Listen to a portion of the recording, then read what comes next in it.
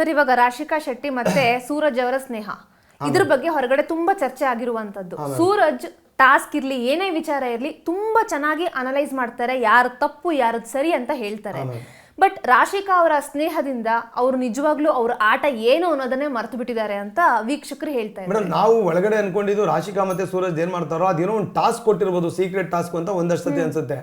Because ಇವರು ಅವತ್ತು swimming ಇದ್ರಲ್ಲಿ ಇದ್ದಾಗ ನಾವೆಲ್ಲ ಮಾಮೂಲಿ ಸ್ವಿಮ್ ಏನೋ ಇದೆ ಅಂತ ಅನೌನ್ಸ್ ಆಗುತ್ತೆ, ಸ್ವಿಮ್ಮಿಂಗ್ ತಕ್ಕಂಗೆ ಬಟ್ಟೆ ಹಾಕೋತೀವಿ.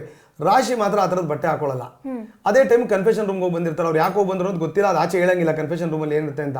ಆಮೇಲೆ ಅವ್ರು ಅದೇ ಟೈಮಿಗೆ ಬಂದು ರೋಸ್ನ ಅವ್ರಿಗೆ ಕೊಡ್ತಾರೆ. ಆಗ ಏನೋ ಸೀಕ್ರೆಟ್ ಟಾಸ್ಕ್ ಕೊಟ್ಟಿರ್ಬೋದು ರಾಶಿಗೆ, ಅದ್ರ ಪ್ರಕಾರ ಮಾಡ್ತಾವ್ರೇನೋ, ಅದನ್ನೆಲ್ಲೂ ಹೇಳಂಗಿಲ್ಲ ಅಂತ ಹೇಳಿದಾರೆ ಅಂತ ಅನ್ಸುತ್ತೆ. ಅದು ಜಿನಿನ ಸ್ನೇಹ ಆಗಿರ್ಬೋದೇನೋ ಅಂತ ಅನ್ಸುತ್ತೆ.